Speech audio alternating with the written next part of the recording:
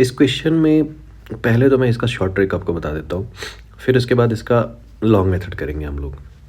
हमने एक चीज़ देखी है कि सपोज़ करो कोई सी भी एक रॉड है और अगर उसका लीनियर मास डेंसिटी, मैं रॉड के लिए बता रहा हूँ, वही चीज़ यहाँ अप्लाई हो जाएगी।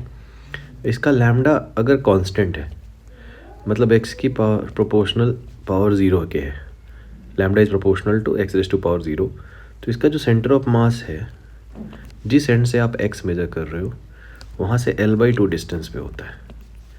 अगर ये प्रोपोर्शनल टू पावर 1 है,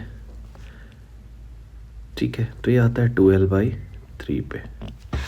अगर ये प्रोपोर्शनल टू पावर 2 है तो ये आता है 3L/4 के इक्वल। यहाँ पे क्या सीक्वेंस आपको दिख रहा है, थोड़ा ध्यान से देखना। ये दिख रहा है 0 1, यहाँ पर ऊपर का कोफिशिएंट 1 है, 2 1 2 3 2 3 4। तो ये सीक्वेंस जनरली मैं क्लास में बता देता हूँ बच्चों को, ये कई बार काम आ जाता है। तो यहाँ पे मुझे दिख रहा है कि सिग्मा जो है, ये जो चीज़ लिखी हुई है वो लिखी हुई है सिग्मा नॉट x/AB। तो अगर आप x की डायरेक्शन देखोगे तो ये x की पावर 1 के प्रोपोर्शनल है। तो x डायरेक्शन में जो इसका सेंटर ऑफ मास होगा वो होगा यहाँ से, अगर आप ध्यान से देखो यहाँ से, तो वो होगा 2L/3 पे, मतलब 2A/3 पे। बट अगर y में देखो तो y में वो कांस्टेंट है। कांस्टेंट का मतलब किसके प्रोपोर्शनल है, x की पावर 0 के। तो कांस्टेंट का तो वैसे भी हाफ पे होता है सेंटर ऑफ मास, मतलब यूनिफॉर्म डिस्ट्रीब्यूशन हो गया। कांस्टेंट का मतलब हो गया देयर इज़ यूनिफॉर्म डिस्ट्रीब्यूशन, और यूनिफॉर्म डिस्ट्रीब्यूशन का तो वैसे भी कितने पे होता है, हाफ पे होता है। So this is your answer 2A/3, B/2। तो ये तो हो गई शॉर्ट ट्रिक। लॉन्ग मेथड में हम क्या करेंगे, सिग्मा की वैल्यू गिवन है सिग्मा नॉट x/AB। तो यहाँ मुझे दिख रहा है कि प्रॉब्लम क्रिएटिंग एलिमेंट, इंटीग्रल में मैं आपको बहुत बार बता चुका हूँ, you have to find the problem creating element. Problem creating element is x जो है वो प्रॉब्लम क्रिएट कर रहा है, क्योंकि वही मुझे फॉर्मूला नहीं लगाने दे रहा है सेंटर ऑफ मास का। तो मैं क्या करूँगा, पहले इसी को फिक्स करूँगा मतलब यहाँ से x डिस्टेंस को फिक्स करूँगा और यहाँ पे एक छोटा सा एलिमेंट लूँगा dx लेंथ का। इस एलिमेंट का मैं सेंटर ऑफ मास निकालूंगा और पूरे रॉड के लिए इंटीग्रेट कर दूंगा इस एलिमेंट के लिए। तो ये dx लेंथ का अगर मैं एलिमेंट ले रहा हूँ यहाँ पे, तो इस छोटे से स्ट्रिप का सेंटर ऑफ मास का y कोऑर्डिनेट, तो देखो y में तो ये यूनिफॉर्मली डिस्ट्रीब्यूटेड है, तो y कोऑर्डिनेट तो b/2 होगा। इस पूरे क्वेश्चन में बहुत क्लियर है, मुझे x पे ही ध्यान देना है। तो अगर ये छोटा सा एलिमेंट है मेरा, पूरे प्लेट को आप भूल जाओ, बस इस छोटे से एलिमेंट को ध्यान दो। तो इसका सेंटर ऑफ मास कहाँ पे होगा, इसका सेंटर ऑफ मास इस जगह पे होगा, बीच में सेंटर ऑफ मास यहाँ बीच में, ये जो डॉट आपको दिख रहा है ये यहाँ पे।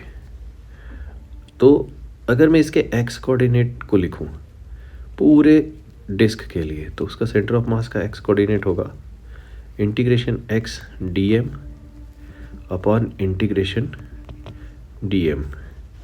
ये सेंटर ऑफ मास का फॉर्मूला ही है, आप उसको डिस्क्रीट से निकाल के भी ला सकते हो। तो भाई इम्पॉर्टेंट ये है कि इस छोटे से एलिमेंट का सेंटर ऑफ मास खुद x पे ही है, क्योंकि ये बहुत छोटा सा एलिमेंट है, बहुत पतला सा है। मान लो मैं एक लाइन यहाँ ड्रॉ कर देता हूँ किसी भी डिस्टेंस से, 2 मीटर डिस्टेंस पे ओरिजिन से, तो इसका सेंटर ऑफ मास कितने डिस्टेंस पे है, 2 मीटर पे तो है, क्योंकि इसकी विड्थ ही नेग्लिजिबल है। तो अगर मैं x पे ड्रॉ कर रहा हूँ तो इसका centre of mass is at a distance x itself. अब मुझे dm को बस रिप्रेजेंट करना है, तो dm है मास और ये है मास पर यूनिट एरिया, ये जो गिवन है that is mass per unit area. तो बस मैं इसमें area of the strip multiply करूँगा, बिकॉज ये यूनिट एरिया का मास है। यूनिट एरिया का मास है तो मुझे एरिया मल्टीप्लाई करना पड़ेगा। एरिया कितना होगा, इसकी विड्थ है b, ये जो स्ट्रिप है इसकी विड्थ है b, this distance is b, और लेंथ है dx, ठीक है। इनफैक्ट विड्थ इज dx और लेंथ हो जाएगी इसकी b। और नीचे आप लिखोगे dm, तो उसमें बस ये x मल्टीप्लाई नहीं होगा, पूरा टर्म बाकी सेम रहेगा। तो जिन लोगों को दिखता है यहाँ पे ये शॉर्ट ट्रिक का रीज़न क्या है, वो यही रीज़न है बेटा, कि इसमें बाकी सारी चीज़ें क्या हो जाती है, कैंसिल। ये सारी चीज़ें कैंसिल हो जाएगी, आपका b कैंसिल हो जाएगा, सिग्मा नॉट AB कैंसिल हो जाएगा, ऊपर बस बच जाएगा एक्स का स्क्वायर, ठीक है, ये 2x है यहाँ पे, और एक्स स्क्वायर का इंटीग्रेशन होता है x³/3, और नीचे बच जाएगा x का इंटीग्रेशन x²/2।